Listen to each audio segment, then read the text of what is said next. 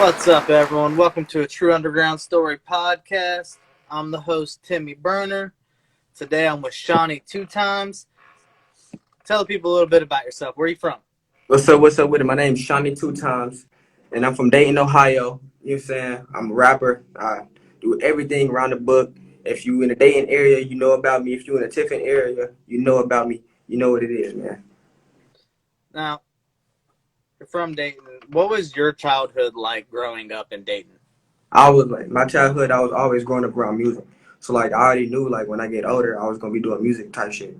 So like music and like it was like no, it wasn't like rapping. It was just like gospel. Like my whole family did gospel. So it was like I could do gospel, I could do rap, but like it was like since I like do both, since I grew up around both though. So like I'm gonna go ahead and just step away from what they do, let them keep carrying the gospel side, and I'm gonna go and make my own strand with the family and try to bring us all together at one. So that was basically childhood. We always grew around music. All my cousins like around my age, we always grew around music. Now, you went to Stivers School of Arts, correct? Yes, sir. About what age did you get in there? I was around like 13, 14. I went in there my seventh grade year, and I graduated, and I went there my whole rest of my school career. Now, I don't know too much about Stivers, but is there like certain programs and stuff at Stivers that you go into? Yeah, so like you got different magnets. So like you got creative writing, you got theater, choir, you have photography, you got dance, you got so many magnets. Me personally, I did creative writing because I'm a songwriter. So like that's what helped me be a better songwriter in the day was Stivers School for the Arts and the Creative Writing Program. And then you brought it up earlier a second ago that people in the Tiffin area know you because you currently attend Tiffin College. Yeah, I attend Tiffin University. And what are you going to Tiffin for? Is it for creative writing or music production? Music production. I got a music scholarship to go here. Yeah. Part of the music, I learned everything. Well, I know a lot already, but like I learned more about the studio equipment and more stuff like that to perfect my craft. How did you come up with your stage name, Shawnny 2 times? Shawnny times. Well, at first I was King Dayton. You feel me? Like I already knew I was a king, so like was the king of my city. So that's what I was at first. But then the pandemic hit, and I was like, well, everything is changing. Let me change myself. You growing up. You about to be a senior. So you can't keep. I'm still King Dayton, but you gotta grow up. It's time to move on. And everybody and certain people call me Shawnny. Some people just call me Sean. 2 times came from like I wanted to be the best. I want to be 2 times bigger than who you think your favorite rapper is. So if your favorite rapper Drake, I want to be 2 times better than Drake. If your favorite rapper Biggie, I want to be 2 times better. I want to be 2 times better than I was before I started what I was doing.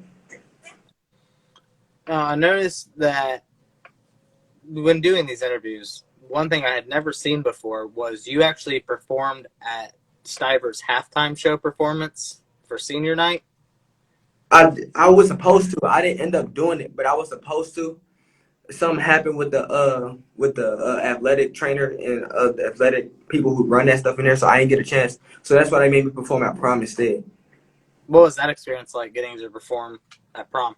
Performing at prom, I feel like it was like I already did shows prior before prom, so I already knew what I had to do, what type of bag I had to hop in. But like performing at prom, it was like a different experience because I'm around people like who like I can actually turn up with, you know. So it was like people and these people knew my music. Like if I go to do shows, I mean yeah they know my music, but not everybody in the crowd know my music. When I was at prom, they were singing with me, so it made me like okay yeah, now that they know the lyrics, we got to go farther, and so everybody else can know the lyrics. So it was like a different experience from prior before because it was like I'm here now. Like I'm doing something for my classmates. They know who I am now. They know this ain't no game because people used to think I was a game back in school when I was rapping. They used to laugh at it and everything. Like performing that prom made them realize, okay, maybe he actually is serious. Maybe he actually doing what he say he doing. So it was like another way to introduce myself as well. What was some of the music that you grew up listening to? Because I know you said that you were surrounded by music at an early age because your family did gospel music. But what was some of the music that you listened to growing up? Growing up, growing up, my parents they was really like specific on what I can't listen to. I couldn't listen to a lot of cussing music, so I had to get the clean versions. But like it was like everybody I listen to today, still Drake, Wayne, Nicki, Who else? Who else would I say I listen to? Now Dirk, baby, I listen to anything but everybody I still listen to growing up, I still listen to this day. Gospel, Kirk Franklin, Ty Tribbett. So like all that I still listen to this day. Um, Speaking of the baby, did you listen to the baby's new album? No, I didn't. I didn't get a chance to listen to that yet. Is it good? It's pretty good.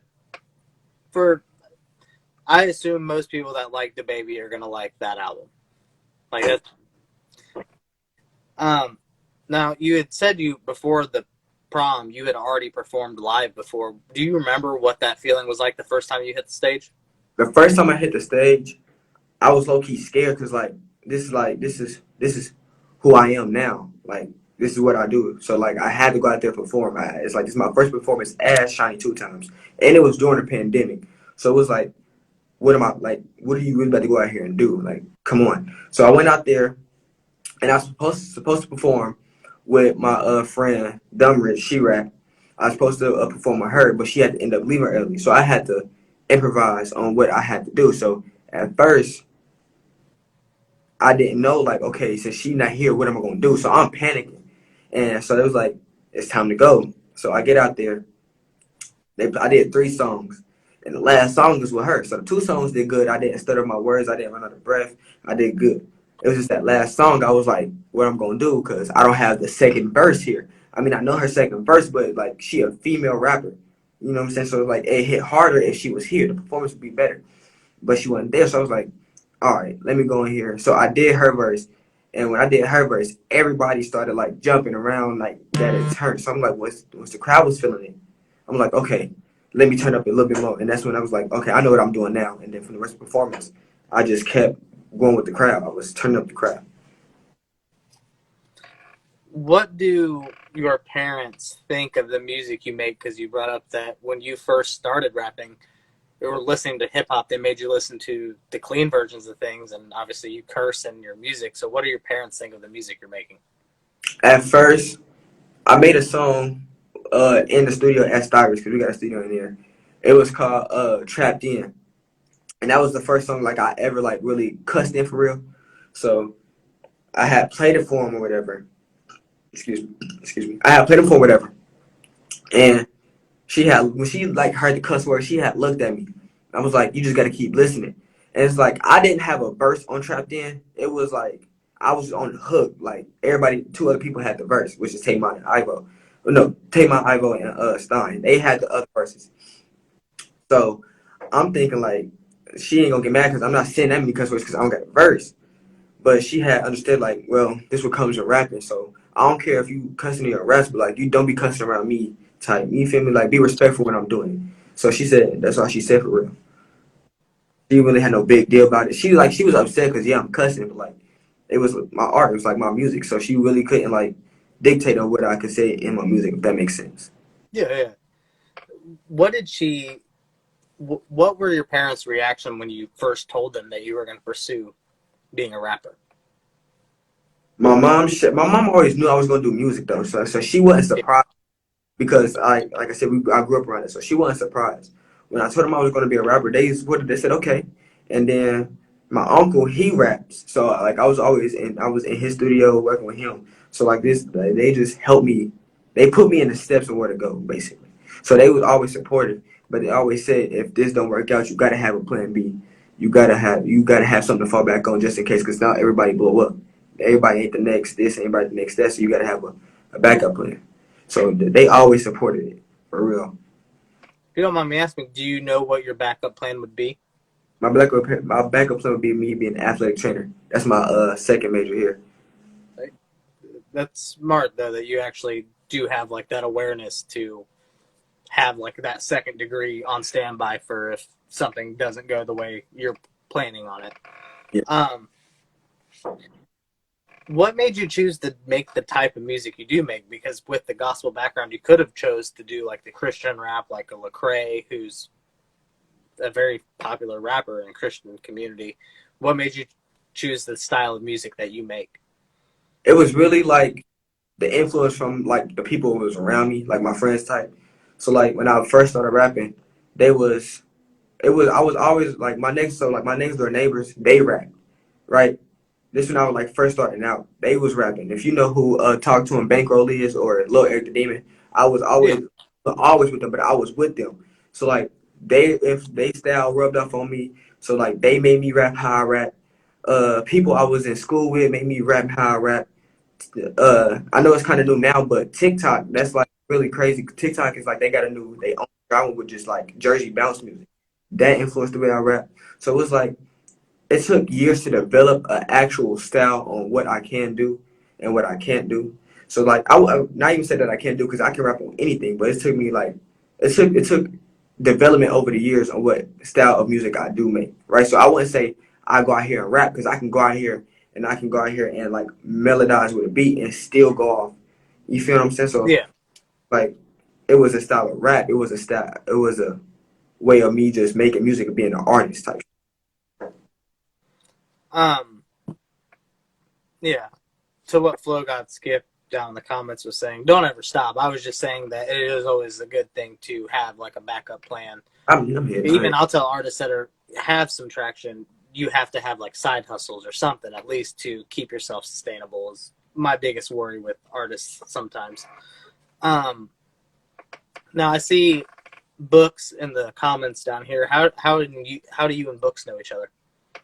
Books through I found out about it through Instagram because I seen he was rapping with his twin, data twin, Yeah. and I their music, and he had did I think he had did a lap on a chicken lap, and I follow chicken lap too, so I was like these niggas hard, and then I heard a couple of their songs, the little Shyland Monk EP they had. I listened to Yeah. that. I'm like okay, so now I'm a kid. I just kept tuning in. I just kept tuning in with them.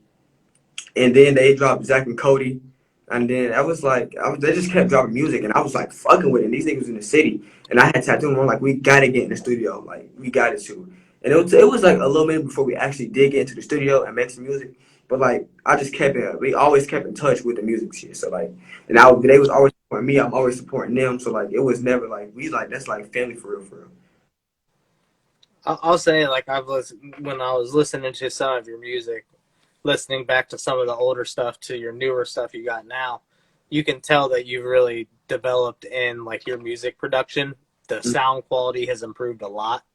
So it's good to see that you really like taking in everything and progressing as an artist. Yeah, I when I had dropped my first album at Shawnny 2 times, which was Goat Talk, that was like the first one, and it was like this is what I'm doing. I'm just trying new shit out because I'm in a pandemic. There's no studios to go to. The main studio I was going to was at my school. The school is shut down, and the only thing I had was an iPhone 8, some headphones. So I had to make the best of what I had. I had to get on that band lab, and I had to get on there. Okay, this is what I got. Make the best of it, and I just kept using it until like okay, I'm back now. Senior year, I'm back in school. I'm back in this class.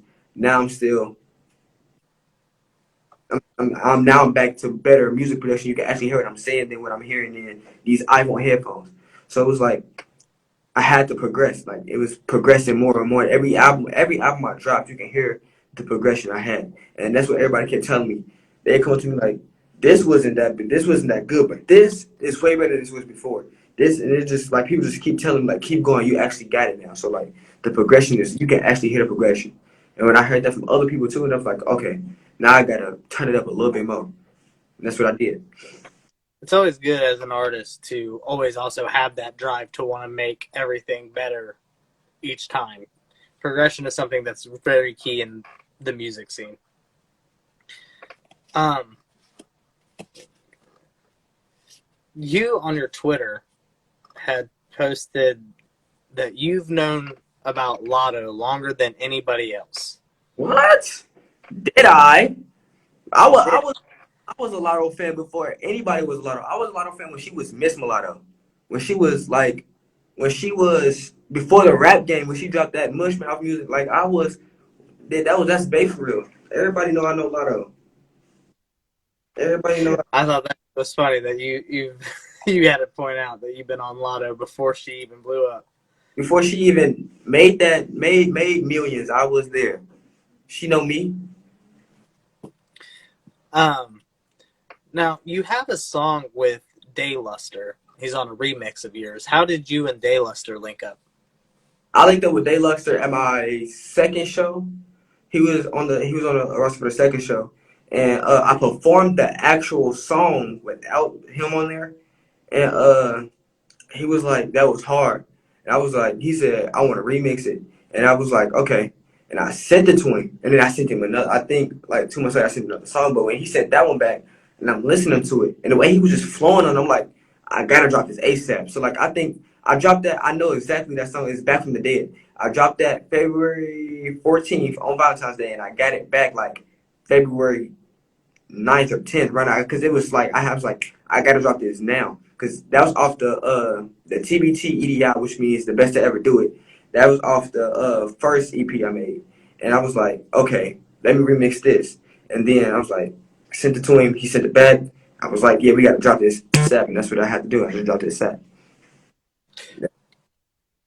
What is your like recording process for you? Do you go into the studio already with your lyrics in mind, or do you go in, listen to the lyrics, freestyle it, and punch things up? What is your recording process like?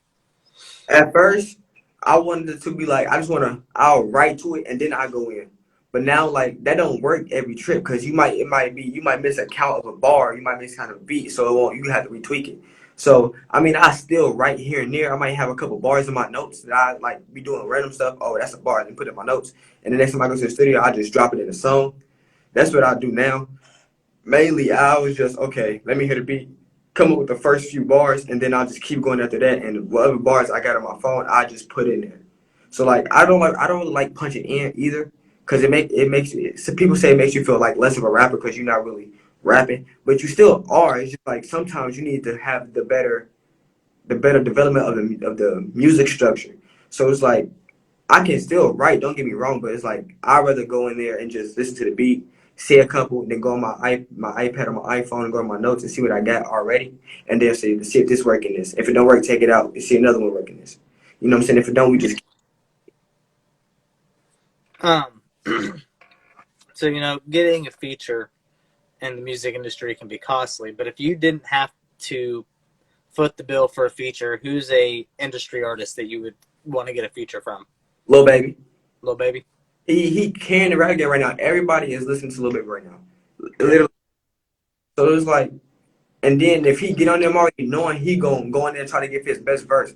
And I don't know, this is me, but I like competition. So I'm gonna go in there and get my verse, and then if he gonna second verse, and if I feel like his verse better than mine, I'm gonna redo my verse. I'm gonna try to out top the hardest rapper on there, because like it's my song. You're not finna run me on my song. So I was like, and that's what like I just like, if I got Baby on there, I'm already knowing I'm gonna put my verse on there and he gonna spaz. So after I hear, I'm like, let me go redo my verse and let me spaz 10 times harder. So that way it's like, hold on, he's spitting, Baby spitting, they gotta go again. And then just keep rapping again and keep rapping again. That's what happened with Baby and Gunna. If y'all pay attention, like the sold out dates, it was another song they had. Both of them was spaz, and then they just come out with what? An album together. So if Yeah. you gotta, if both of these two got that magic together, and they got like, and they come together with a whole bigger outcome with a project, that's even more 10 times better, and it's making my name bigger than what it already is. Um, I'd seen on your Facebook you were talking about Jeffrey Dahmer because of the Jeffrey Dahmer biopic that's came out. Was this your introduction to learning about Jeffrey Dahmer, or had you already known of him? I mean, I already knew about Jeffrey Dahmer because I had a couple Jeffrey Dahmer bars like saved out, but like it was just like everybody talking about it, so I just popped up on there and just said something. It wasn't really nothing major. It was just like it's crazy how like the nigga went 10 years of straight killing niggas and nobody knew. I mean, Yeah, people didn't have like the evidence to actually arrest him. yeah. So you've been doing this for quite some time. What would you say has probably been the hardest thing for you as an artist? The hard right now, I say getting shows, especially because I'm in college. Like I'm away from where my main shows would be.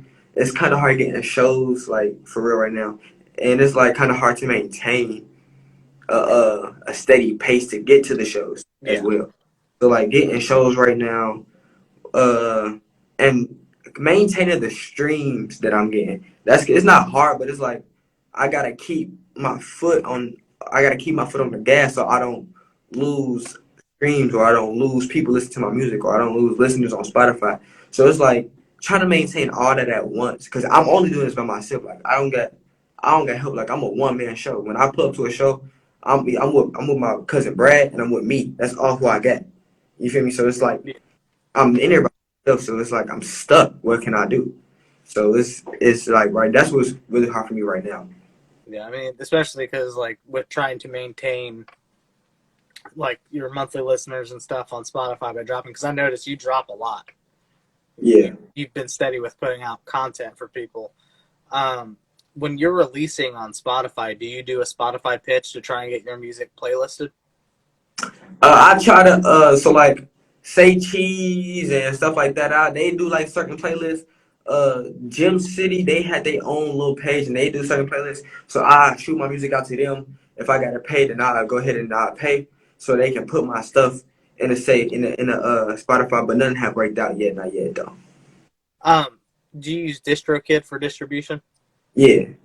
Um, I'd have to talk to other artists about the full process, but when on Spotify, I think it's a Spotify for artists, when you have an album or anything uploaded, you can pitch directly to Spotify, and sometimes it hits, sometimes it doesn't, but Mhm. sometimes it'll help and they'll put you in like a this is now hip hop or some type playlist. Um, what would you say has probably been the most rewarding thing for you as an artist? I said like everybody know everybody is starting to know who I am as an artist. Like everybody, if you talking to somebody and it was like, my friend can rap like this. Oh, he like Shawnny two times. Like I done heard that. Like my man, people done called me like, "Hey, Shawnny, spit on FaceTime right now." He don't believe that you can rap.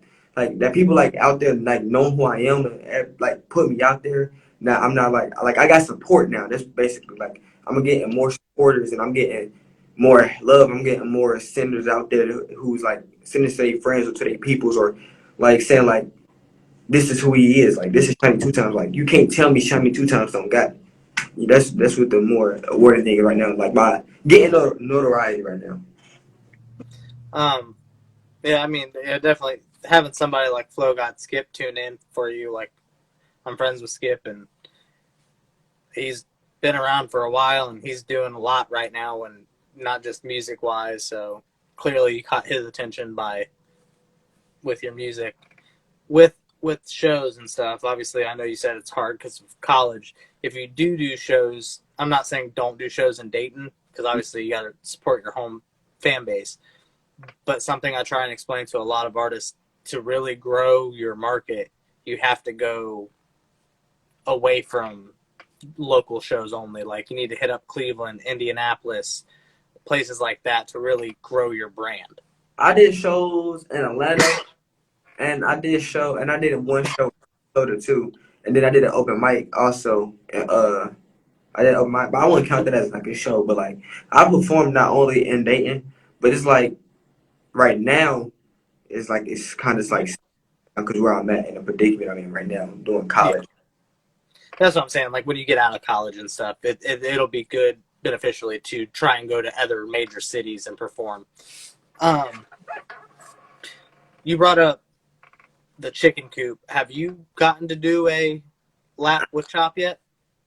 I haven't even left yet. I've been waiting on like I know I got songs that'll probably go good on the lap, but I like the chicken lap got like a big like everybody watches the chicken lap. Like if they post right now, I can guarantee you like at least 10 or 15 people are gonna repost that chicken lap because that's who it is. So I'm waiting on that song where like if I go on chicken lap, I know it's going who is like I want people like to actually listen and actually know who I am. So like I've been waiting on the right song. I think I got it with Drake's interlude because nobody. I do too. I was actually going to suggest, me personally, I think Drake's interlude would be the one.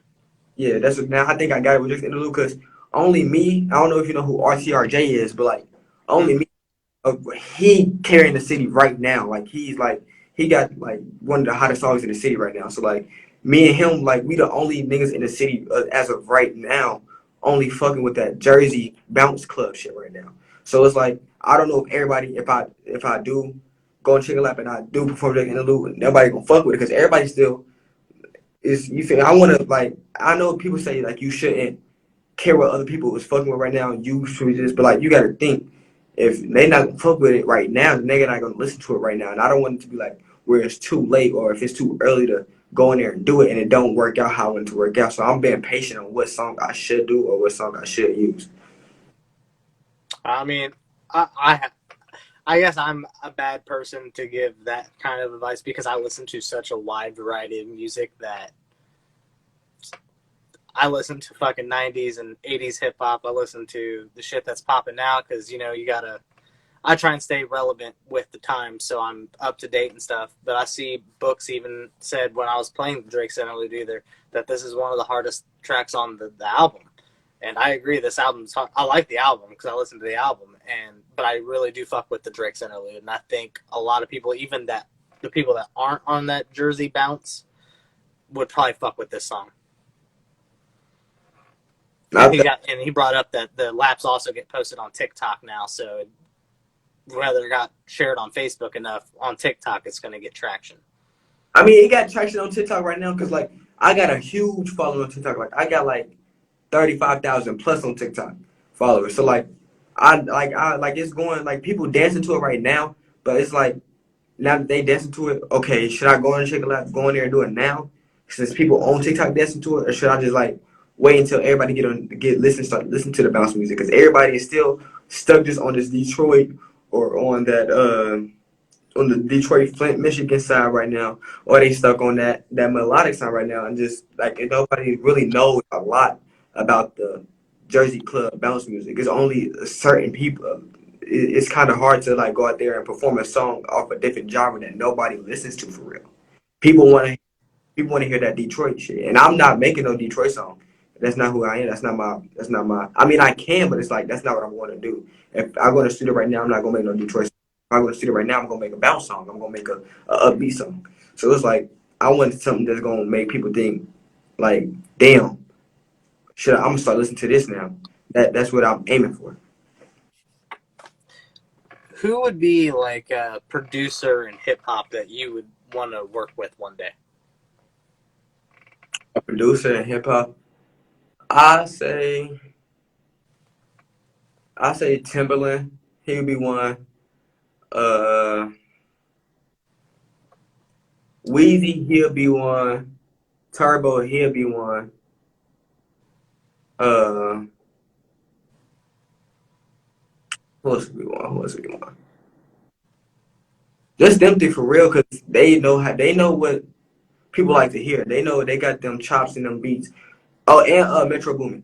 Them they know what people love to hear. They know what people love to hear right now. They is really what if it comes to music and we talking production, we talking beat making. Weezy, Turbo, Metro, Timbaland. Like if people don't even know Timbaland be really the new people that people listen to now. Timbaland really be on that. Like he be with Baby, he be with Dirk. He be on Yeah. them projects. So it's like them four. They know what people want to hear right now. So they'll put me in the right direction. If they give me a beat and it's like this is what they want to hear right now, I'm gonna go in there because I know this is what they want to hear and I know they're not gonna put me in no wrong direction. So them four for real right there is who I definitely want to do a production with. I hold Timbaland in high regard. I was actually just having a conversation with my brother today about Timbaland and how him and Pharrell are probably two of my top 5 producers in hip hop. Yeah, for real, them there got for real. He one of them too. I'll do a song with for real too. His production hard too. Um, interesting. Something I found interesting on your Facebook page. You were promoting Baxter for Congress. How did that all come about? That you became help promote somebody for election for Congress? So right about this time, uh, I was still doing shows at Varsity House, and Baxter he had came. I had got done performing, and at this particular performance, it was Halloween. So it was like this was Halloween of 2021. So I had a lot of huge songs that everybody was fucking with, like around the city. So I'm like, I know what shows like this was like I'm deep in now. So like if I go to the show, I know what songs to perform because this is what people was fucking with. So I had 5 tracks I performed. 2 out of the 3 was with Day Luster, and I did them, and I got off the stage, and I was walking back to go get some water because like I just got the performance, so I was out of breath. And so he had stopped me. He was like, "I like your music," and he had said something. I forgot what he said. He said, "I like your music, and I want to shoot your music video and take my number down." I was like, "What?" I was like, "Okay, cool." So I took his number down. I was like, "Well, what's the starting price?" Because people out here they trying to make money. So I'm like, "I already know it." So like, what's the starting price? And he told me, "Don't worry about that. Just let me know when you're ready to shoot a music video." And I'm thinking to myself, I'm like, is he playing right now? Like I have never heard I have never heard of Baxter at all. So then he was like, I just got done shooting a song with G Herbo. I'm like, what? He was shooting music video with G Herbo. So I'm thinking, bro, playing with me. So I was like, yeah, just give me. I'm not saying this out loud though, because I'm like, I'm trying to keep like, I'm like, Yeah. shut. So I'm like, just give me. I'm like, here's my number. He's like, follow me on Instagram. So I follow him on Instagram. 3 days later, he in LA. I forgot who he was in LA with, but it was a big name, and he shot a music video for them. So me, knowing me, this was like I was in a rush to get a music video because I got like 2 albums out already with no music video. Like I was backwards. So I was like, all right, what are we about to do? So me, I'm rushing through songs, trying to get a music video done. I send him some of the songs. I send the idea. He wasn't messing with it. I'm like, cool. Maybe it's just not right now. I would get a music video. It's cool. So then I say in November, December, I did Shake That Shit, which was one of the biggest songs of mine. Like it's still going up to today. Like that's another thing that got me famous on TikTok. So I made Shake That Shit. And I'm thinking nobody really gonna fuck with Shake That Shit. It was just another song, but I want to get this music video done, so I'm too in a hurry. I'm like, let me send this off. I send this off, and he's like, "This the one." Like he told me when you want to shoot to this. I'm like, out of all the songs I just sent you, this the one you want to do a music video to? That's what I'm in my head because I just sent him some songs. Like I mean, yeah, I rushed to him, but before I sent it to him, I sent it to other people. And it was like these hard. Yeah, yeah, yeah. Send like I like these. Like add like put these out now and shoot the music video. That was here that he said no. But I said this to him and he was like, yeah, and I'm here, I'm like, I'm confused. Like I have never did no drill song ever. Like this in New York drill, I have never did this. In my head, I'm confused, like out of all songs, why are you picking this one? But I didn't question it. I'm like, all right, cool. I'm fine. I'm happy. Be happy. I'm getting my music video. I done ran downstairs and told my mom, like, Mom, I'm finna get a music video. She like, how you finna pay for it? Da da da. Boy, Bob, like thinking I'm lying. I'm like, I'm not lying. Like he said, he do it for free. She's talking about nothing in this world free. Like she just talking. I'm like, no, I'm finna get this music video done. That's so like 2 weeks later, I got the plan out. I got everybody out. Since like a New York drill type beat, I wanted like a New York style music video. I want everybody out. Money around you and all that. Just what I wanted. And he was like, come on, let's go. And he pulled up. Mind you, I'm at school. Like this happened after school, December. This happened after school. And he pulled up to the school. Nobody shows up. I told everybody about the music video a week before. Nobody shows up. And me, I'm start panicking because I was like, I was happy. I told him everybody was gonna be here. He got the camera. He for real. Like he haven't asked him out a lick of a dime yet. And I'm thinking, oh, this for real. Like I'm finna shoot this music video. Then nobody come. And I'm thinking like everybody just fucked me over because everybody thought I was playing when I said I was gonna get music video. I done went and got a haircut. I ain't got a couple outfits. You feel me? This is what I did. Nobody came. So I'm like, fuck, what I'm gonna do? Then William, Bradley, and Brennan, they show up. I'm like, thank God, cause and they would. I knew Brad was already gonna be in the video because that's Brad. That's like my right hand man. So I knew he was coming. But Brennan and William, when they pulled up, I was like, okay, here we go. This is what we did. Okay, I got 3 people here. We still gonna make some shape. Then the cheer team called. I called my sister. She on the cheer team. I was like, "What y'all know? We need y'all for the music video." She's like, "I don't know if you're gonna be able to come." Da, da, da. I'm like, "Fuck!" So now I just got William, Brennan, and Brad. That's all I have right now. I'm like, okay. Cheer team called back like 20 minutes later. At this time, we at the video studio to shoot the video. They said, "Where you at? We on way. We finna come shoot." At this point, I'm like, "Okay, yeah." And we shot the video. It was like a 2 to 3 day production of the video. We shot the video. The cheerleaders was in there. If you watched it, I don't know if you saw the video, but the cheerleaders was in there. I had Brendan Williams in there with me. I think it was somebody else. I just can't pick who it was. but it was Brandon Williams and somebody else. I just don't know who it was. But they had the Stivers chillers with me. So I'm like, all right, let's go ahead and do this. Boom. We do that. We do that scene the first day. That's a Friday. Saturday production. Same thing happened. I told I had this particular scene. I had a lot of females coming. So I told all these females, once again, a week before, this is where I need you at. This is where I need you at. I posted on my Instagram. I said, I need all my cousins there just today. This is where I need you at. This is where I need you at. None of them showed up. So I was glad enough that my friend Paige and her auntie, they showed up to be in my music video. And then William and a couple other people showed up too. Another William, there's two Williams, but it was another William. He showed up too. So it was like, okay, we here now. And Baxter was like, "You ready to shoot the other scene?" We shot it. And Baxter, he was like, "You gonna have the music video back Wednesday." Didn't get it back Wednesday. I got it back like that Thursday. I put it out the next day, Friday, because I was so happy to have that music video. And he did it for free. Like when he said he did it for free, only thing I really paid for was clothes. And I'm thinking like, bro, just did my music video for free. And I'm like, I need him on my team. Like this is somebody I need viable on my team. And so like a month later, I look on YouTube, we got 10,000 views. While we doing a music video though, he was like, "I'm running for Congress. I need you and the cheerleaders to come and say this and this and this." I'm like, "You 10 toes behind me. I'm the same way. I'm gonna be 10 toes behind you." So he was like, "I need you to say this line, this and this and that, both for Baxter." I was like, "Cool." So we said it, multiply, not divide. Everybody vote for Baxter. We did it like 5 times because the cheerleaders kept messing up. And so he was like, so when I got the music video back, he sent me that back too, and I just posted on my Facebook. I said, everybody go vote for Baxter. He shot my music video for free. I voted for Baxter. I had my peoples go vote for Baxter. Like we was like, he was 10 toes behind me, so it was only right if I had people 10 toes behind him. And that's how I'm like that with Baxter. That's the whole story about me and Baxter. Damn, that's really dope that he did all that shit pretty much for free, and all he asked was for you to just say a couple lines on a video. Yeah, I was like, cause the whole time I'm thinking like, I'm not sending you your music video until you send me this much amount of money.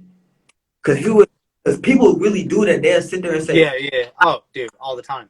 and then they go in there, okay, you can't get it back. You can get it back, but I need this. I need 25 cash at me. I need 55 cash at me, which is not a big deal. But like when he said free, he stayed free every single way. And it's not too many people out there that say, I'm going to help you because I see something in you. That was like one of like, I want to say one of the first, but like one of the many people who said, I see something in you. You're going to be something. Just keep working. And actually help me keep working too. So like it's crazy that how that happened for real. Yeah, that's wild, man. Damn. That's good though, because that like just shows that there are still like good fucking people out there. Because especially in the hip hop world, you hear stories of like you're saying, like people will be like, "Oh yeah, I got you for free," but then you do all the work, and then they're like, "All right, well you're gonna need like $600, $700, and you have the video." Yeah, and that's what I really thought he was gonna do, cause like I like when it comes to my music, I don't like to play when it comes to like this, cause it's like I take this shit seriously, cause this is who I am. So it was like if he playing with me, I'm gonna be so mad, I'm gonna be so hurt, cause like I done wasted the cheerleaders' time. They could have been at practice. I done wasted Brendan and William and Bradley's time. They could have been somewhere doing something. And I was like, if this don't come out hot, if I gotta do this, I'm gonna be pissed. And I'm so glad like he like it's not too many people out here still a man of their word and actually went out there and did that. So he really wanted to win was for real. So I got a game I play on this podcast called This or That. I present two artists to you, and you tell me which one you're gonna listen to. Okay. Got Tory Lanez or Chris Brown, Chris Brown. Bruno Mars or The Weeknd, The Weeknd. DMX or Jadakiss, Mm. I'm gonna go DMX. Rest in peace. Jay-Z or Nas, Jay-Z. Tupac or Biggie,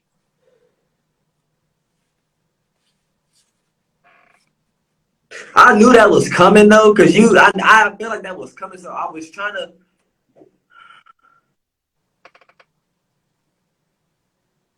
That's a. I'm, I'm gonna go Biggie. Only because I'm gonna go Biggie. I got people who stay in New York and they probably watching this. If I say Pop, they my ass. So I'm gonna go Biggie. I'm gonna go Biggie. I'll throw some older names out here and there if you don't know, if you're not like hip to their name to the music or anything. You can say pass. Erica Badu or Lauryn Hill. Warren Hill. Outkast or Wu Tang. Outcast. Eminem or The Game. The Game. I'm going the Game. 50 Cent or Ja Rule. 50 Cent. D Smoke or Cordae. They both some hard lyricists though. D Smoke, he really hard. I really fucks with D Smoke. Cordae, he hard too. I'm gonna go Cordae though. E40 or Twista. I'm gonna go E40. The Locks or Dipset. Jadakiss a part of the who? The Locks? Yeah. Yeah, I'm going with the Locks then. 21 Savage or Kodak Black. 21 Savage. Absol or Schoolboy Q. Schoolboy Q. J. Cole or Kendrick Lamar. J. Cole or Kendrick Lamar. See, I just had this discussion though. I was just battling over Kendrick, and somebody told me Kendrick was ass, and I got off the game fast as fuck. He on the live too. He on the live too. Yeah, talk about you. Yes, he told me. So like, I'm gonna go Kendrick. I'm going Kendrick. G Unit or Slaughterhouse. G Unit. Cardi B or Nicki Minaj. I'm going with Bay. I'm going with Cardi. Missy Elliott or Remy Ma. Missy Elliott. I don't even know why I thought about that one. G-Eazy or Jack Harlow. Jack Harlow. Kevin Gates or Joyner Lucas. Kevin Gates. Lupe Fiasco or Wale. Wale. Wiz Khalifa or Young Thug. Thug. Free them. Free YSL. Thug. Nelly or Akon. Nelly.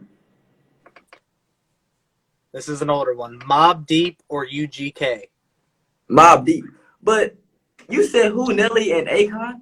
Yeah. That's not even comparable. Akon don't rap. He sing. Nelly. I was just basing that one off hits because Akon, he part of hip hop, even though most of his shit was singing. I mean, Nelly right now ain't even really part of hip hop. He be singing on most of his stuff too. It's a shame too, because Country Grammar is probably one of my favorite fucking albums growing up. Pusha T or Kanye. I'm going with Ye. Lil Wayne or Drake. I'm gonna go Drake because I listen to Drake more than I listen to Lil Wayne. But like that's a good one too though. I'm gonna go Drake. Royce the 5'9" or Benny the Butcher. I'm gonna go Benny the Butcher. Gucci Mane or Jeezy.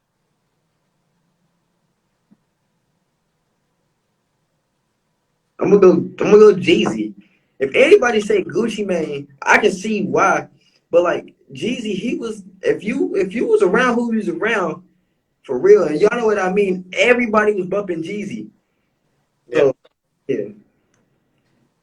T.I. or Ludacris. I'm gonna go T.I. That's just me though.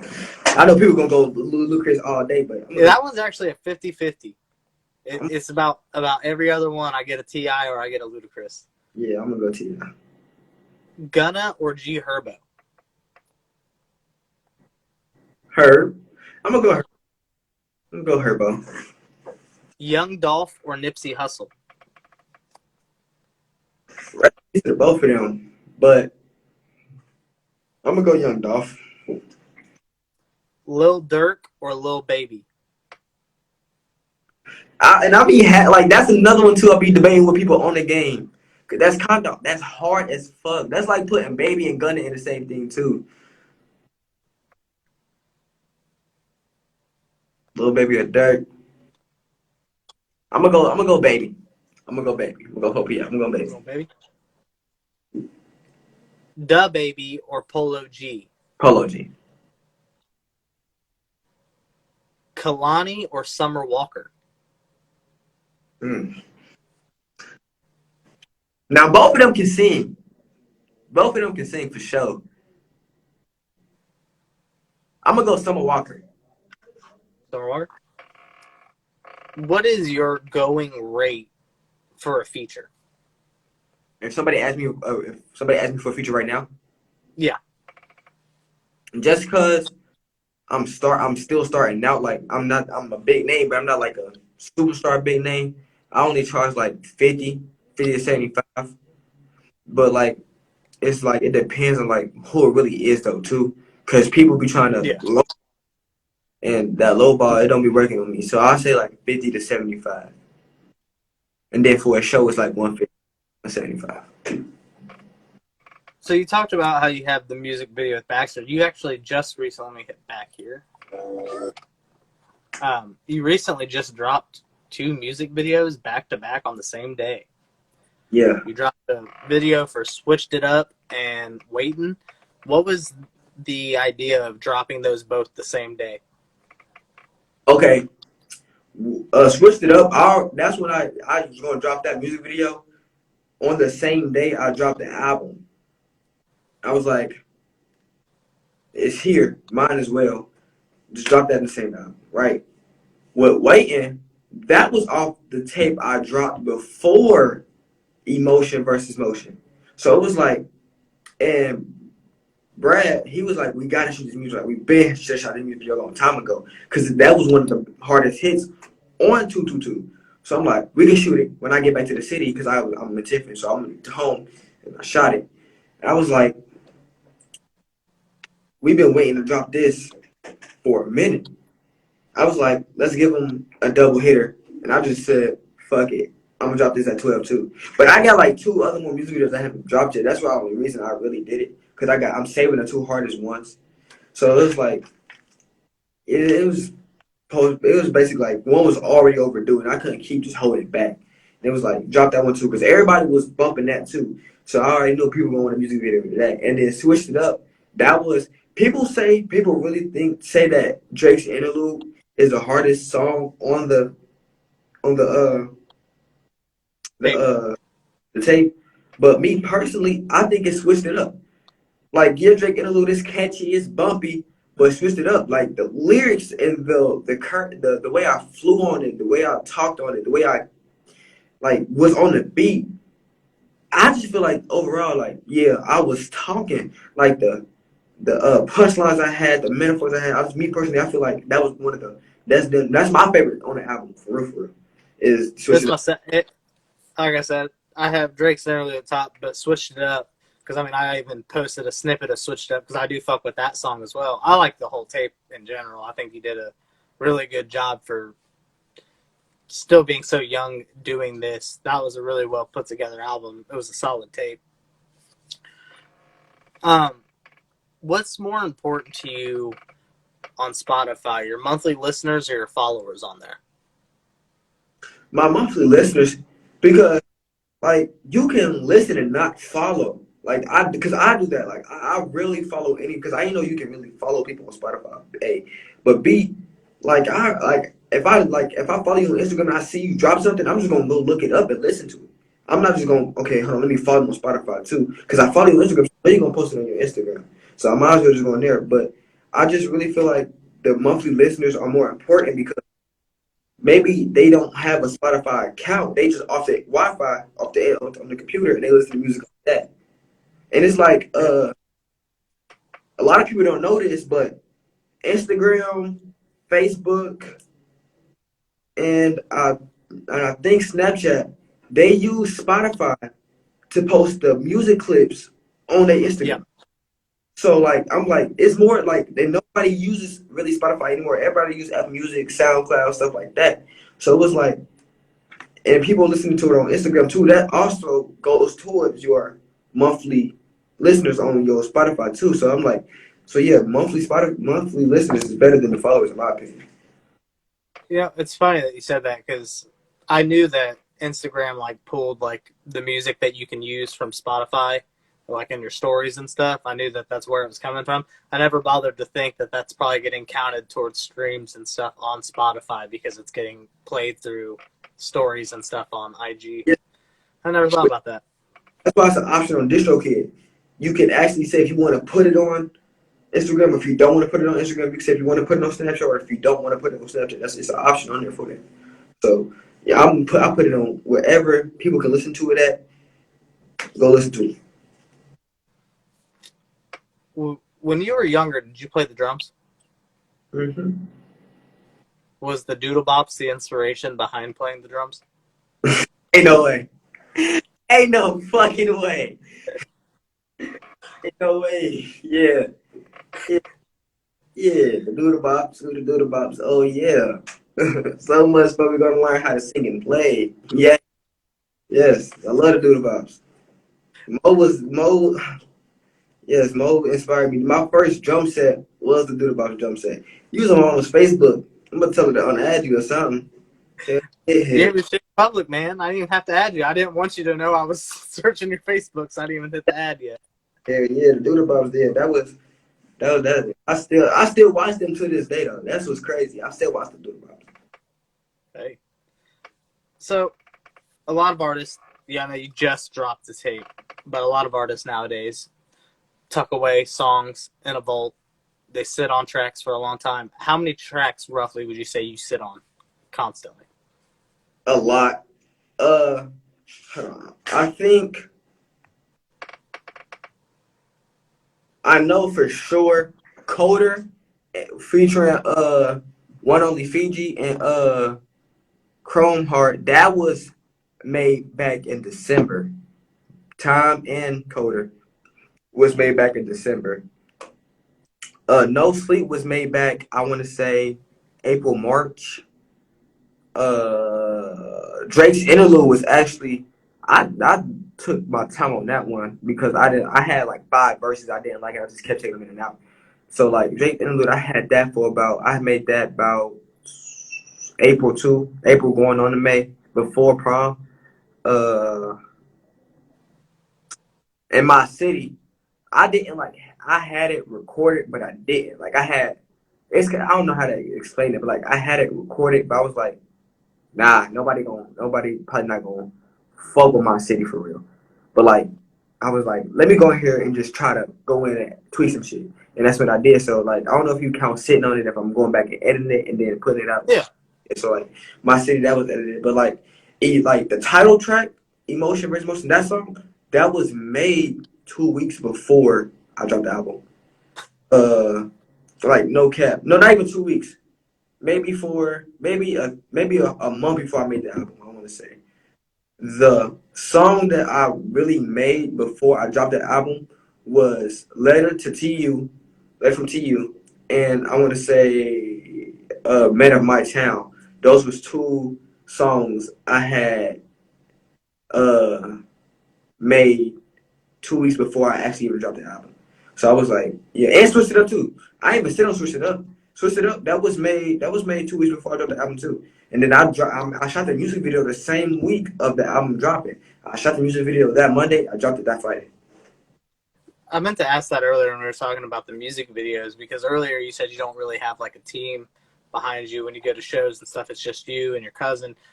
With the music videos, did you just get like somebody that was going to Tiffin for videography to come shoot the music video for you, or just one of your friends? Uh, One of my friends shot it for me. He knew what he was doing. I just let him take creative control. He came up with most of the ideas. Only idea I had, but it was kind of corny, but I still wanted to do it. The little elevator scene when I came in, I went in the elevator in some buggy clothes, and I came out in the black jeans and the dunks, the fitted cap, the cut. So it was like he took most of the creative process. I just wanted to do that one scene. Actually, I liked that scene. I know you said that. I know people probably find it corny, but I liked it because of the timing of it in the music video is when you switched up the Oh, way you were performing. yeah. So I liked that. It was smart. What would be some advice you would give to younger you or a younger person trying to pursue music? Don't I say don't slack off your music because I slacked off. I did. Like I slacked off. I said don't slack off. Keep writing because I stopped writing and don't care what they was saying. Cause I used to be I used to care. Like I went to a time where people told me to stop rapping. I actually stopped. Like it was like damn. Yeah, they called it. They was like you shitty. You need to stop. Like it's not who you is. It was like, this is not for you. Like stop. Like, you need to find something else. Somebody told me, and I laughed at it because I thought it was funny, but somebody told me the world need more plumbers than rappers. I was like, damn. And when I heard that, I was like, I was stopped. I just stopped for a minute. And then the pandemic hit, and I just got back to writing. And then had the iPhone 8, and I just popped back on it. So the younger me, I tell me, I said, don't listen to what they say. You just keep doing it. You just keep going. That's solid advice. I feel like social media, especially, has taken a huge toll on people's drive with music because people can hide behind a keyboard. Because I've had like discussions with, I don't know if you know who C Money Baby is. Mm-hmm. When I talked to him, he said, people used to. I had a troll that used to troll me every time I dropped a music video.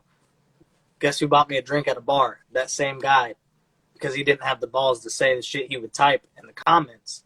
He wouldn't say it to my face. Instead, he bought me a drink. Like, Mm-hmm. it's just internet games, man.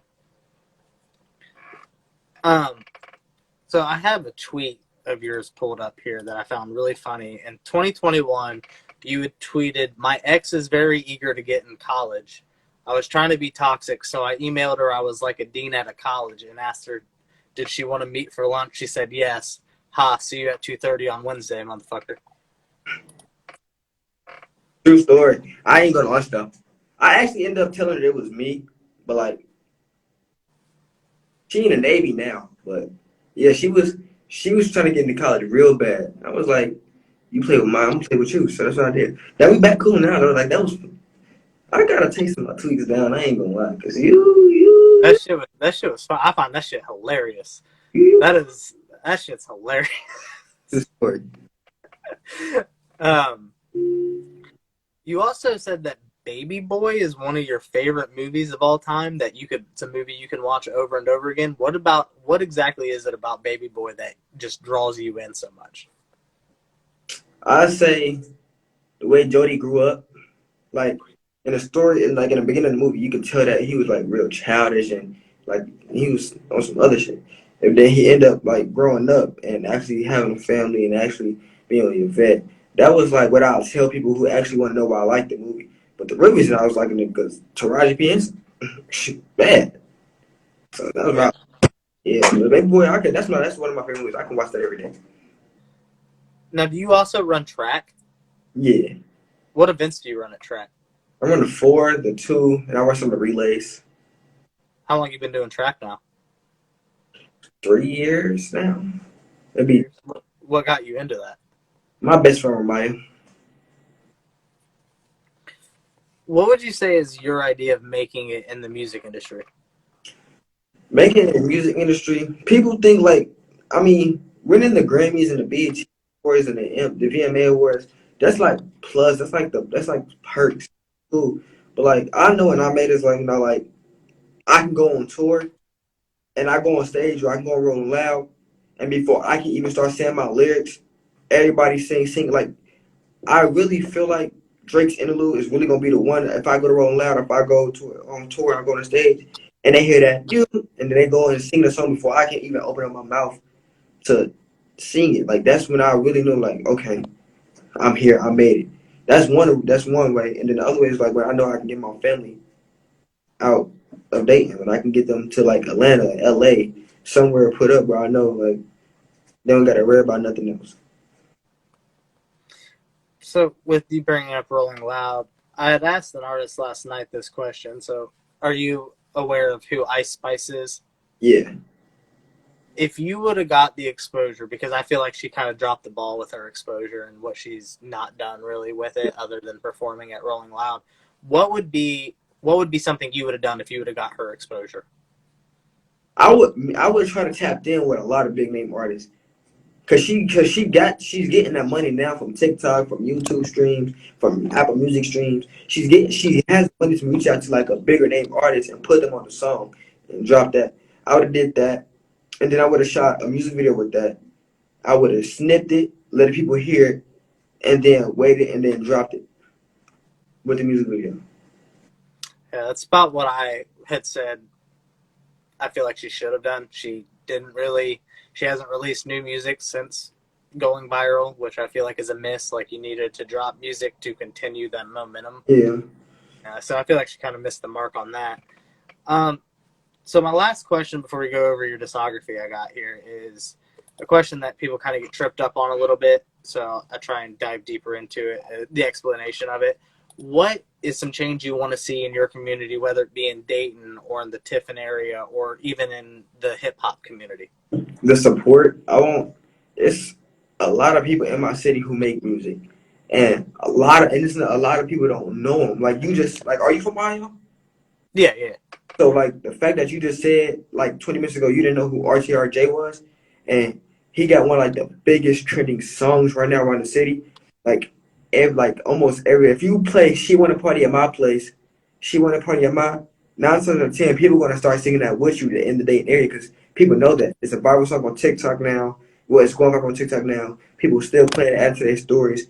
So like more support so we can help these names actually pop up because it's like a lot of only people. If you say dating rappers right now, people say Juvie, Lil Eric, the Demon, Bankroll, and the FFE twins because everybody know they don't know no other. You feel me? So like we need to have them like we need to have Jalen One Up or RTRJ, me myself still.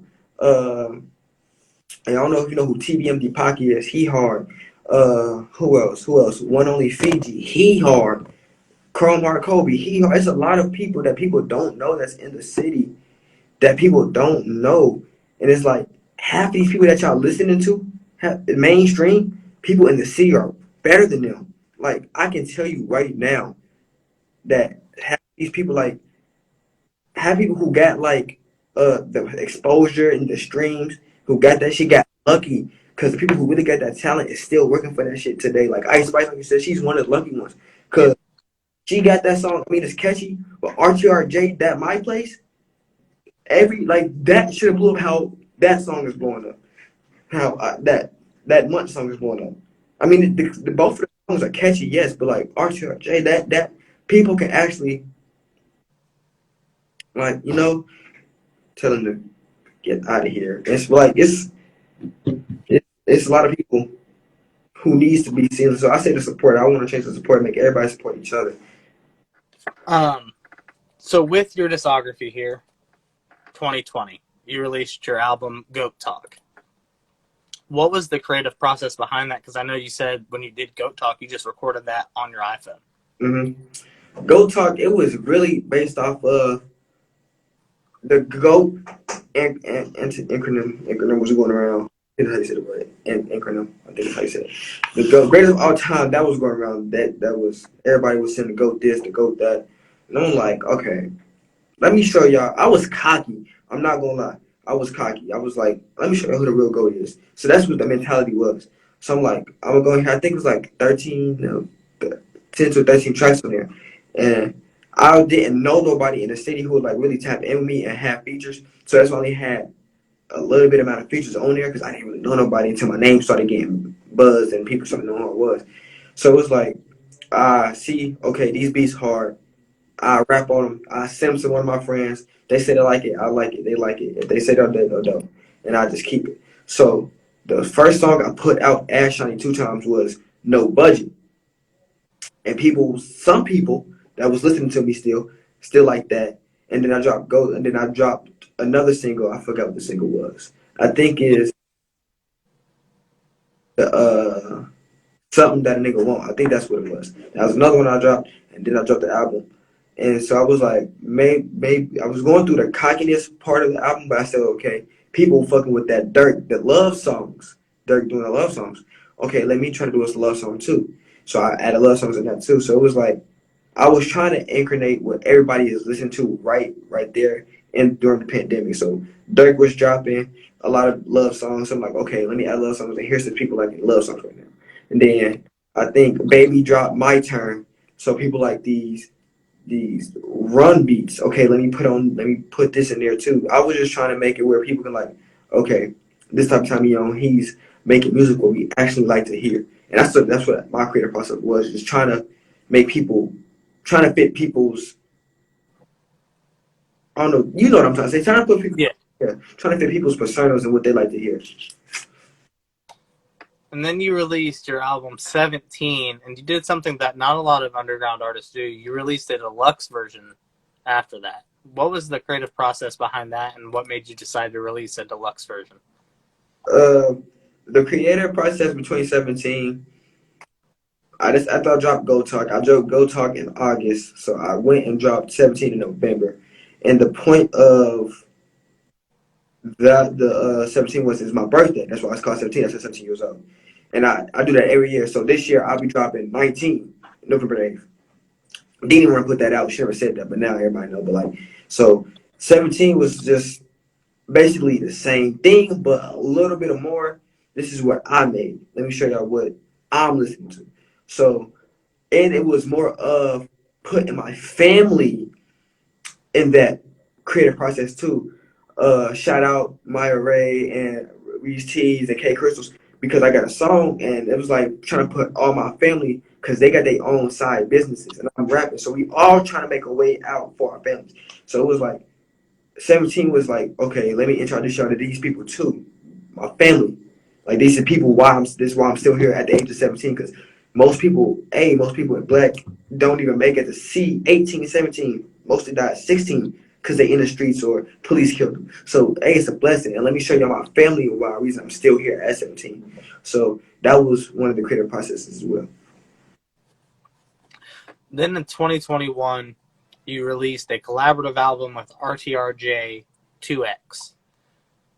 What was the creative process behind that, and what made you and RTRJ decide to link up to do a whole project together? Okay, so me and me and Jay, we we didn't even meet off of Instagram. We actually, so I was at a track meet and I was finna race. My cousin, she was blowing on my phone, like, where you at? I said, I'm finna race. I'll call you back after I race. I do my race. I call her back. I'm like, what you doing? Where you at? She said, I'm behind the bleachers. Come here right now. And I'm thinking, okay, something wrong with my cousin. She said, come here right now. So I put on my shoes and I go run to see where she at. She over there arguing with a bunch of dudes. I'm like, why are you arguing? What's going on? They saying he rap better than you, da da da da da. And I'm like, what? I'm like, you called me over here because you arguing because people said they rap better than me. So, but I didn't. That's what I'm thinking in my head. I'm like, who rap better than me? Because me, I'm ready to turn up. Because like, this was after I did my show in Atlanta. Because now the Atlanta show really boosted my ego. So I'm like, okay, who talking? Who talking? So she was like, they are. I was like, who rap better than me? And they pointed at Jay. Jay, he come up there. He was like, "What's up?" He was like, "I see your shit hard." Da, da, da, da. They was arguing. So I'm like, "All right, let me listen to your shit." I'm listening to it, and he is way different from what anybody would hear. And I'm thinking like, bro, like he not like I should do what you doing. You feel me? Because me, I'm trying to make music that people vibe to already. But you making music that people don't even know about. Like you making he was making Lucky music before Lucky got big, if that makes sense. For real, for Yeah, real. yeah. So like it was like, wait, let me so I'm listening to him and the way he carried himself on the song was different. It was like it was like a little Uzi type vibe I was getting from him. I was like, bro, you hard. Like, hold on. And he was like, yeah, this is my Instagram, da, da, da. We should work on music, da da da da. I'm like, for sure, I'm gonna tap in with you. And then he dropped the EP. I listened to the EP. AP was hard, and I see people reposting it. I'm like, yeah, bro, Dessert is like, and so I tapped in with him. I'm like, bro, we need to do a song, Sap. He was like, okay, send me something. I sent him Chill with Your Bitch. That's the fourth song I think that's on there, fourth or fifth song, Chill with Your Bitch. And he sent it back. No. I sent him that. It was going back and forth, and I was like, yeah, and I had edited, and I looped it back, and I made the hook come in, and I put it out. People text me like, "You got a song with Jay? You got a song with Jay? You know he hard. He gonna know." I'm like, "Yeah, I got a song with Jay." I looked at the Apple Music streams; it's going up. I'm like, when people fuck with me and Jay together on the same song, all right, cool, period. Texted me again. I said, we got to make another song. Matter of fact, let's do a EP together. How many songs you guys do? 5 or 7? He said, let's go 7. We didn't do, we say this, I say the other 2 songs for something else. But we did 5 songs and we dropped the hardest out of the 5. And that's what you see on there. Yeah. And looked on our music streams, those were going up. I'm like, we got to shoot a music video. Like, we got to. Call Bags. Like, Bags, we need a music video. Da da da da. That same day, he pulled up. I'm like, Jay, we shoot a music video today. Like, get here right now. He was like, all right. He got there. I threw me, Brad, and Jalen. We threw the biggest pool party that summer. Like, so everybody in the city was there, and that's when I had called everybody. I'm like, everybody get here right now. RTR get here. He pulled up with his peoples. I said, Bags, get here. He pulled up the camera. My people was already at the party, so I'm already knowing this is what it's going to be. And so I was like, we shot the music video, and I'm like, all right, yeah. I left the city to move to Atlanta for a couple weeks to leave the city to get a new scenery to make my new album 222. And I was like, at this point, I gotta turn up. And so what I did was what did I do? I sent him a song. And I told him, I said, I want you to start it off. Cause this is in his ballpark. Once I see what you can do with this, I'm gonna go back and I'm gonna see what I can do with this too. And this is Edom. That's track, I wanna say 7 or 8. I don't know which one. But that's Edom. And he was like, all right, he sent it back. And I'm listening to it. I'm like, yeah, me and him, we gotta stay in touch. And we just kept doing music together from there on. So it was like me and Jake, I already knew when I seen, bro, like he's gonna bring something to the table that I would need to learn. And like people don't be knowing, like you learn stuff from other artists. So he was like one of the biggest niggas that when it comes to artists, him and Fiji are the 2 people I learned the most from. And books too. Books and them, I learned a lot from them too. Now that I've been in the studio with them, I learned a lot how they construct their songs too. So it's like being in the studio with people who actually learn different shit. And I learned a lot from Jay on all of them. So it was like really, I needed that for real. And then you and Jay followed up with another project, Picture Perfect. No. Okay, nah. We didn't come. That was not me and Jay. That was just me. Distro Kid messed up something because I was trying to change the name for the our project, 2000 RTLJ, so both of us can have it on our Apple Music pages. But Distro Kid messed it up, so I had to go back and edit it back. So that's just me. Okay. And that was back in 2021. Picture Perfect. Yeah. So with Picture Perfect, what was the creative process behind that? Picture Perfect. That was one. That was one of them albums where I was like, I dropped Go Talk, I dropped 17, and then I dropped the TBT EDI.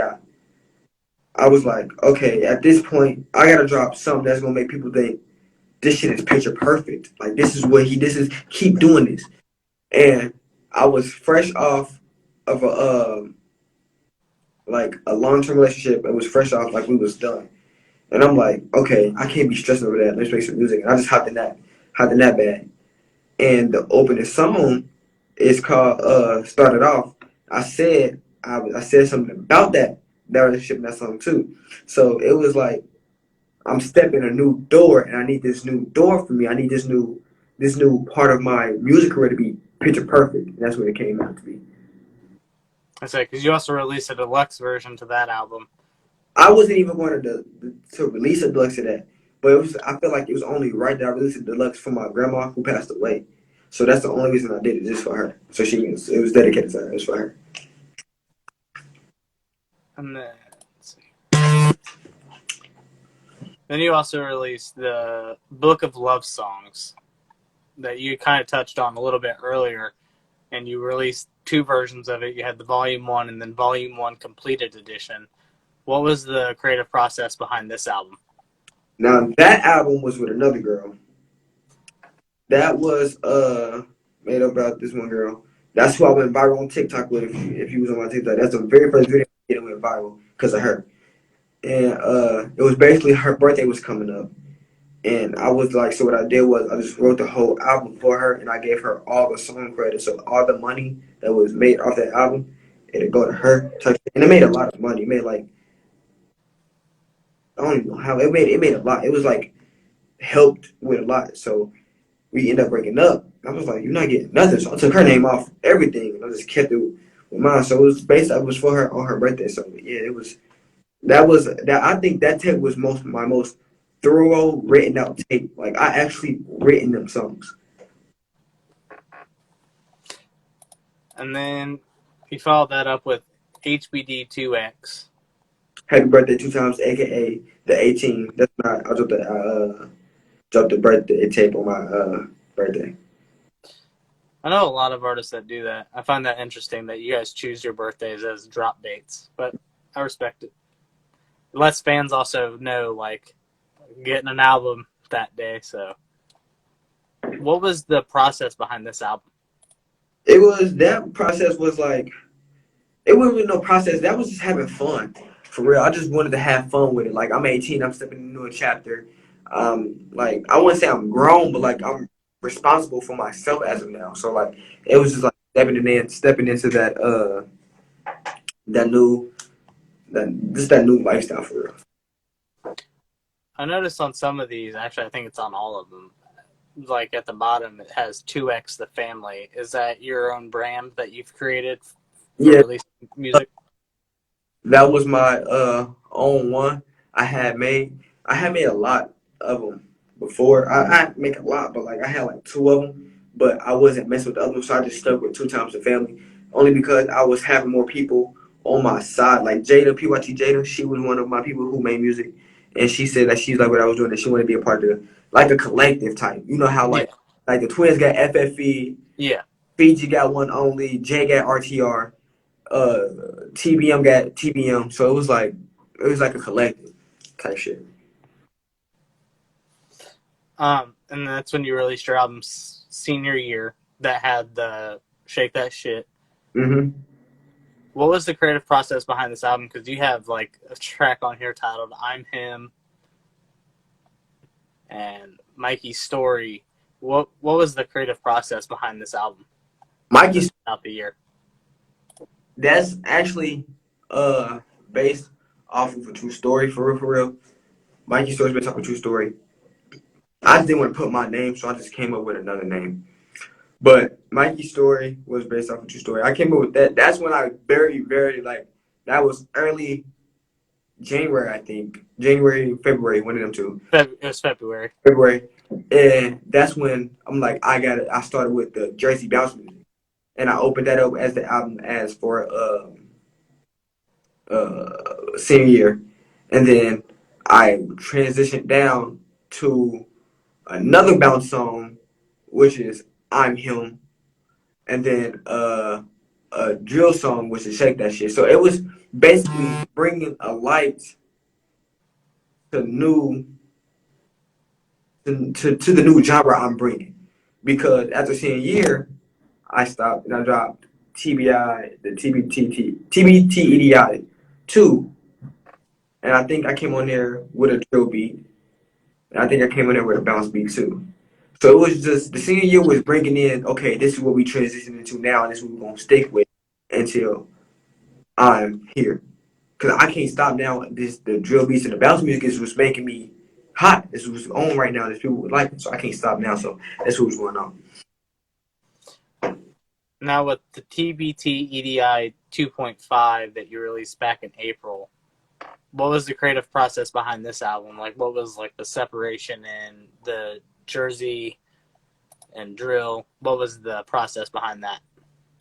The TBT EDI.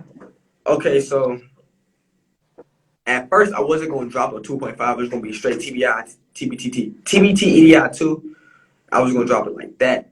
But it was a lot of stuff that happened between me and my group of friends. And people want, if you want to call it a diss track, you can call it a diss track. If you want to call it a vetting song, you call it a vetting song. I don't care what you call it. But it was a lot still going on in that friend group. And I was like, I got to get this off my chest because if I don't, I'm going to still get mad and I'm going to still be. So music is really what was going on. So I had one in there. And then I was like, I was going to drop the song by itself, right? But I was thinking, I was like, nah, because I got these other 5 songs that's hard too, and it'll blend in. Because that's what we're going for. I got that drill beat, and gotta have the transition in new to the what I'm doing now, and I'm not still doing what y'all want to hear. I'm doing what's going to make us transition into, okay, who is Shawnny Two? That's exactly why my Instagram name is Who is Shawnny Two Times. So I'm like, I'm transitioning like to find out who I really am. So it was so that's why I added that in there. So it was like when I was doing it, I had the songs, but I was waiting on them because I was going to put them a part of 222. But I was like, nah. So I came in there and I was like, this song good, this song good, this song good, this song good. And then I stopped. And then I added, I stopped, I dropped that by itself with the diss track. Everybody was blowing up the diss track because the diss track was people that everybody knew. And it was everything I was saying. It wasn't like heavy hitters, like I was disrespecting them. It was just like what I was saying was true, and you cannot sit here and say it's not true, you know. And then that was ganging them. That's the diss track. It's called ganging them. And then the song "Fake and Phony," which I remade and put it on Emotion, Emotion versus Motion. That's based off of True Story 2. The same reason why the group fell out. For real, that's another part, but that's like on another level because that's between me and somebody I was messing with. Like, I was like in tune with, like this. That was like my bro. That's, you feel me. So that's why I was like, I gotta make this. Like this is what it was. So it was like I didn't want to drop two singles. So I was like, let me drop the EP with the drill on there, and that's what I did. That was basically the whole creative process, just for the transition to the bounce music, and because I just didn't want to have two singles, I just had to leave this all at one time. I feel it. And then you, like you said, you followed that up in July with the 222 album. What was the creative process behind that, and what made you title it 222? 222, shiny two times. I got 222 tatted. 222 is basically angel numbers. Like I was seeing on the road a lot. Like people would post 444 555, but me, I just find it ironic because two times. So like I just seen 222. I seen it like twice, and like it can be off a mailbox. It'd be it'd be the my battery percentage. I'd be on 22%, and it'd be just like it'd be like little things. I'm like this is a song. Like let me make this 222. That's why it's called 222. The creative process was I was like I said earlier, I was like going to Atlanta and I was making music in Atlanta because like I couldn't just stop, take a break. Like I'm hot right now. Everybody messing with that J because I dropped the RTRJ before 222. So everybody messing with the J, everybody messing with that TBT EDI. I gotta, they keep going. I gotta hold it up. So trying something new with the tempo beats, with Wildin' Out, that song. I'm like, okay. And I introduce more bounce music and more drill music in there because this is what I'm doing now. This is the 222 is me. I'm two times 222. Like this is what I'm doing. I'm not making music for you to say for what you want to listen to. If you're gonna listen to it, you're gonna listen to it. You're gonna like it. If you're not, then you're not. So that's what I was going for. And so the creative process was I made half of them songs in Atlanta. Like half of the album was made in Atlanta. Poolside Freestyle, Love Hard, uh, Edom was made in there. Speak On, Polly Ain't P. If you know what happened with Polly, I had the whole city ready to go to war about me because of Polly. Showing Out, No Hook, while that was made in there. Truth Be Told, like half of them songs on there was made in Atlanta. And that vibe I got from Atlanta.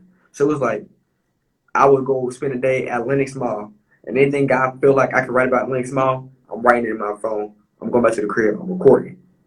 I go to Six Flags. Anything I was feeling at Six Flags, writing in my phone while I'm here. Go back and recording. I go to here. It was like places like Atlanta really inspired this. That's why people, you can say like it sounds like it's an Atlanta album because most of the songs was in Atlanta. So that's I mean, that makes sense. In all honesty, Atlanta just gives off different vibes. You know what I mean? yeah. And then that brings us to your newest album this year that you just dropped 4 days ago. Emotion, motion over emotion, or motion over emotion. Sorry. Um, what was the creative process behind this album? Because, like you said, you remade Fake and Phony, and we've kind of touched base on like Switched It Up and the Drake's interlude. But what was some of the process behind these other songs? Motion was basically saying I'm cutting off like all these failed relationships, all these girls I done messed with, and it stopped a lot of stuff from happening. It was messing up motion. That's why I'm cutting off the emotion part of my side off, because when I was doing stuff for so and so, they weren't doing that same shit for me, and it was messing up the music. It was messing up the way of me. I could have when I was trying to mess with you, you messing that up, wasting my time, and I could have been making some money. I could have been making music. I could have shot a music video with Baxter. But I'm staying here with you trying to make shit work, and it's not working. So it's like I'm cutting off that emotion I'm putting in. I'm just working on what's best for me in my music and what's helping me in my pockets. And you wasn't doing it. That's why I cut emotion out. Now I said when I the emotion was like I had the and it was crazy though because I had emotional songs in the album when I said I was done with emotion. And I feel like I contradicted myself, but like there's no way you can cut off emotion. People can say they cold hearted or people can say they can't love no more, but it takes that right person, it takes that right thing to say, wait, maybe this is right. Maybe I shouldn't worry about doing this right now. Let me worry about this person. Let me worry about this thing right now. And like stay up. Like if you listen to the whole song, I literally had somebody doing a diary entry saying they want to be with this person, but they can't because they don't know what they should do. It's really bringing the title in, bringing like the music to the title. The game. It's another song. Don't hate me, hate the game. I'm not acting like this because of me. I'm acting like this because this is how the game made me go. You know what I'm saying? So that's what it was. And it was like, you know what I'm saying? Then Cupid. Cupid with only ace. Another love song. It was like, why did I do this? Like, it's like saying, like, if you listen to what Cupid, like, why did I fall in love when I could be doing something else? Right? Zodiac. Zodiac song's another love song. You know, like you blame your actions on your zodiac. You say you act like this because you a Scorpio, or you say you act like this because you're Sagittarius. I hate that shit. Cause no, you don't act like that because this is what you is. You act like that because this is what you doing. You don't act like that because you are a Leo or a Virgo. Then we switched it up. We're going to switch it up. Are we done with the love shit? Like, let's turn up. Let's get this motion. Fake and phony. Drake's interlude. Men of my town. Time. Emotion. Motion. Stop. Back to the love shit. But it's love shit on you. It's love shit. But then again, it's that same hard shit. That's wait. Is he in love? Is he? What is he doing? You don't know because like we stuck. Or from you back in that I'm back in love. And then you go back to down the Berg. If you live in Dayton, it's Gettysburg. I wrote a whole song driving past Gettysburg. I just called it down the Berg. It's basically saying why I'm acting like this. My brother, he ran away. He live in California now. So like it's like all this shit that I'm saying actually happened. Then we go to no sleep. Back to what? I'm back on that motion. Addicted, yes, I'm speaking about my emotions, but it's telling you why I cut off my emotion and got motion. And then my city, strictly, let me tell you who I am, what is my city, and why I got motion in my city. I really went down every song I told you, and I told you why all these songs are made for emotion versus emotion. That's what it really is. That's what. That's dang. Thought that shit out, man. I give you props for being like your age and having like that ability to plan something out like that. Thing. Um, my only question: what made you decide to do the Drake's interlude with actually having like a snippet of Drake talking? So I was listening to Drake's album, honestly, never mind, and he now is doing the bounce music, the Jersey club bounce music, the drill music, and I'm thinking like Drake on the same shit I'm doing, and in the song "Sticky," he stops the beat and he has he has a voice talking. I think it's his voice, and it's him talking. Stop the beat. He start rapping again, and I'm like. Drake doing the same shit I'm doing, and I'm thinking I know it's not because of me, because Too Rare, these 30, they doing the same shit too. But I'm thinking like Drake on the same way we on. So that he doing Jersey Club, I might get my recognition. You just drop this, honestly, never mind. If I use this, if I drop this, right, and I put your voice in and I put it as Drake's interlude, and you just type your name in, because you already doing bounce, and that pops up, people are gonna, what is this? Let me listen to this. It's made by Drake, and they listen to it, and it's me. The song was not gonna be called Drake's interlude at all, because mind you, I made the song before Drake even dropped Sticky. I made it before. Well, I don't know if I made it before he like made Sticky, but I made it before he Released dropped it. the album. Yeah, so it wasn't gonna be called that. I ain't have no name for it until I heard Sticky, and I'm like, all right, yeah, hold on, this is. Let me go in and do this, and that's what I did. And that's really what it was. It was like, I guess you can call it clout chasing because I use Drake's name, but like if you sit there and think about it, Drake is doing the same shit I'm doing, and he getting buzz off of. So why not me doing the shit before Drake started doing it? Let me get that buzz too, because I was doing it before Drake was doing it. That I know of. Let me put that out there. That I know of. So it was just like, yeah, this got a hit. And then the shit that he was saying was real shit, because dark times actually do happen. It's dark clouds, man. It's just dark clouds. Exactly what he said. And during that time, I stopped music. Why? Because it's just dark clouds, man. It's dark clouds. You said stop, dun, and the music go right back in. So it was already, I already knew what it was. Like I knew this might be the hit. I knew it might be a hit. I knew it might be a little bit. But it is what it is, and that's what I did for it. All right, man. Well, that's all the questions I got for you. So I'm gonna give the floor to you to plug anything you got. And y'all know who it is. Shawnny 2 times, the biggest, aka the TBT EDI, aka the biggest fucking Dayton, Ohio, Tiffin, Ohio, any Ohio city is in. I'm the biggest in. You know what it is. Emotion versus Motion out now. Goes to it on all platforms. Switched it up video out now. Waiting video now featuring Home Park Kobe. And Shake That Shit, what? Still out now. If y'all haven't listened to it, go listen to it. Go listen to all the music I made, man. We all trying to make it out. Support everybody that I named. Jalen Wonder, Home Park Kobe, One on J, the FFE twins. Uh RCRJ, go support all of them. So follow overlooked artists, follow everybody that y'all see here, because we 9/10 everybody's gonna make it out sooner or later. So just stay tuned because we got a lot of shit coming. If you're watching this on YouTube, all of Shawnny's links will be in the description below as well. His Instagram, his Spotify, his Apple Music, and his YouTube page. Make sure you tap in with him. He's making moves. That's all I can say. All right, man. I appreciate you coming on. You're welcome. Thank you. No problem, man. Take it easy.